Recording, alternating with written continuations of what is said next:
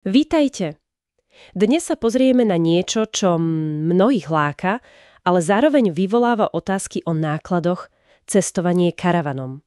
Máme k dispozícii materiál od Berty Guru, ktorý sa snaží odpovedať na tú otázku, koľko to celé vlastne stojí. Je to asi podobné, ako pýtať sa, koľko stojí dovolenka autom. Odpoveď zjavne nie je úplne jednoduchá. Presne tak. Je tam strašne veľa premenných.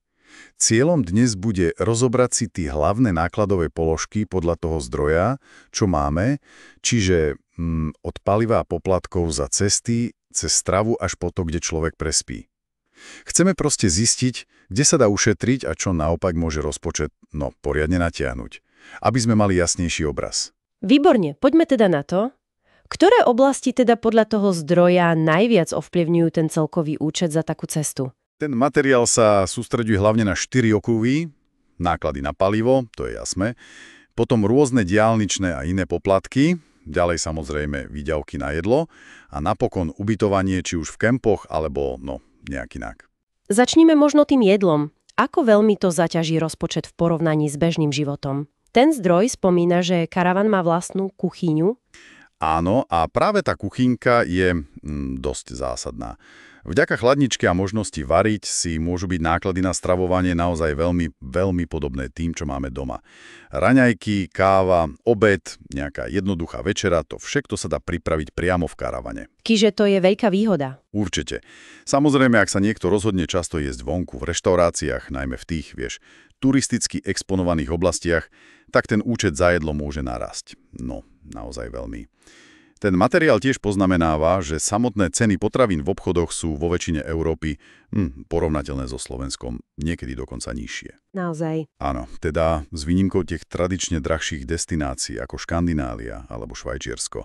Tam je to iné, samozrejme. Dobre, takže pri jedle je to dosť v našich rukách vďaka tej kuchynke, ale čo tie náklady, ktorým sa asi nevyhneme pri samotnom presúvaní? Myslím, palivo a tie rôzne poplatky za cesty.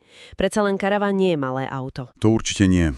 Ten zdroj uvádza, že treba počítať so spotrebou niekde medzi, povedzme, 9 až 12 litrami nafty na 100 kilometrov. To je celkom dosť? Je. A ovplyvňuje to viacero vecí. Typ karavanu, napríklad tie alkóvne, tie s tým výklenkom nad kabinou. Áno, tie klasické. Presne. Tie majú kvôli aerodynamike vyšší odpor vzduchu a teda aj spotrebu. Vyššiu.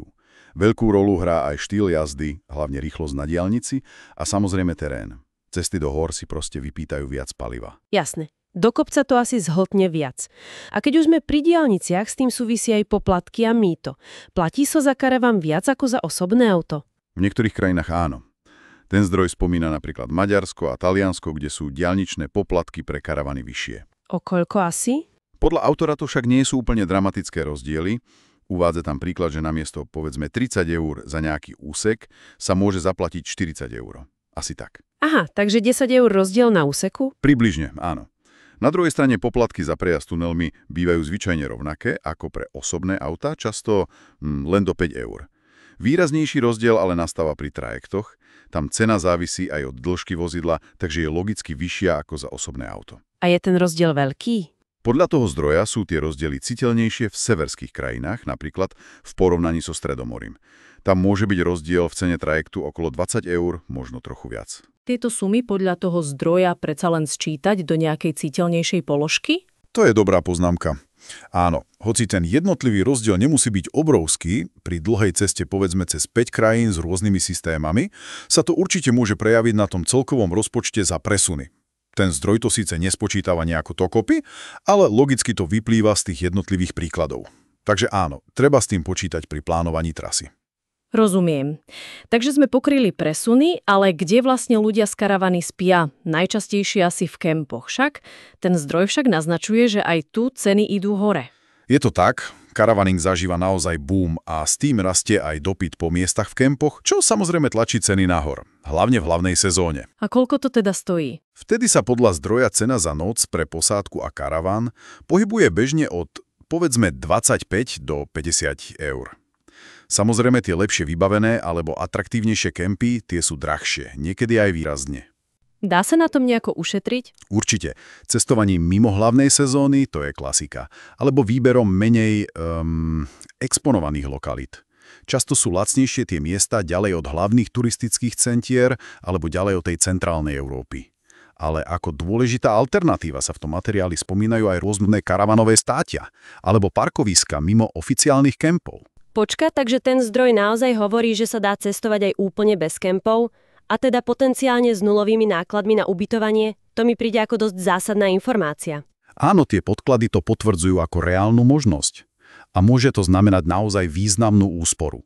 Existuje celá sieť oficiálnych, ale aj neoficiálnych miest na státie, často sú dostupné zadarmo alebo len za nejaký symbolický poplatok. A čo voda a odpad? Dokonca aj tie služby ako načerpanie čistej vody, vypustenie odpadovej vody alebo vyprázdnenie chemického WC sú podľa zdroja často dostupné bezplatne. Na takých vyhradených servisných miestach, ktorých je po Európe celkom dosť. Čiže áno, je to vlastne o rozhodnutí a preferenciách toho cestovateľa, či túto možnosť využije. Stáť na divoko, ako sa hovorí. Takže ak to skúsim zhrnúť, samotné cestovanie, teda nafta a poplatky, je s karavanom určite drahšie ako s osobným autom. To sme si povedali. Ale pri jedle sa dá držať na úzde vďaka vareniu a pri ubytovaní sa dá ušetriť dokonca až na nulu, ak človek oželie ten komfort kempu. Je to tak? V podstate áno, vystihli ste tú hlavnú dynamiku. Tie celkové náklady sú podľa toho zdroja extrémne flexibilné. Fakt. Uvádza sa tam, že je možné cestovať dlhodobo za náklady porovnateľné s bežným životom doma. Najmä ak sa využívajú tie možnosti státia mimo kempov a vlastné varenie. To znie až neuveriteľne. Ale je to tak. No a rovnako nie je problém minúť za 2 týždne dovolenky obrovskú sumu, ak sa zvolia luxusné kempy a časté návštevy reštaurácií. Všetko závisí od toho zvoleného štýlu cestovania. Možno najväčším prekvapením z toho zdroja je práve táto škálovateľnosť, že to nemusí byť nutne drahšie ako život doma. To je zaujímavé. V tom materiáli sa spomína ešte jeden zaujímavý fenomén – práca z karavanu. To už vraj nie je nič také výnimočné. Ako to mení pohľad na financovanie? Áno, ten rozmach práce na diaľku v posledných rokoch podľa zdroja otvoril úplne nové možnosti. Fakticky. Niektorí ľudia dokonca prenajmajú svoje byty či domy a z tohto príjmu si potom financujú dlhodobé cestovanie karavanom. Wow. Áno, tá možnosť pracovať prakticky odkiaľkoľvek, kde je dostupné internetové pripojenie, ktoré je mimochodom podľa zdroja v zahraničí často lacnejšie a dostupnejšie ako u nás na Slovensku. Tak táto možnosť umožňuje spojiť prácu so životom na cestách, či už na pár mesiacov alebo dokonca na niekoľko rokov. Úplne to mení ten pohľad na karavaning z čisto dovolenkovej aktivity na potenciálny životný štýl. Takže zdá sa, že jasná a stručná odpoveď na otázku, koľko stojí cestovanie karavanom, skutočne neexistuje. To je asi hlavný záver. Vieme, že palivo a poplatky za cesty sú zvyčajne vyššie ako pri aute, to je fakt, ale na druhej strane náklady na stravu a najmä na ubytovanie môžu byť dramaticky nižšie. Ak sa človek úskromní a využije tie možnosti, ktoré karavan ponúka, varenie a státe mimo drahých kempov. Presne tak. Tá flexibilita je absolútne kľúčová. To spektrum siaha od naozaj nízkonákladového cestovania, keď človek stojí na divoko, až po luxusné výlety s pobytmi v prémiových kempoch a stravovaním v reštauráciách. Veľkú úlohu samozrejme hrá aj výber destinácie a obdobie cesty. To je jasné. A ako sme spomínali, tá možnosť práce na diaľku prináša úplne nový rozmer, ktorý môže zmeniť karavaning z nejakého dočasného úniku na trvalejší spôsob života. Pre niektorých. A na záver možno jedna myšlienka na zamyslenie, ktorá vychádza z našej diskusie.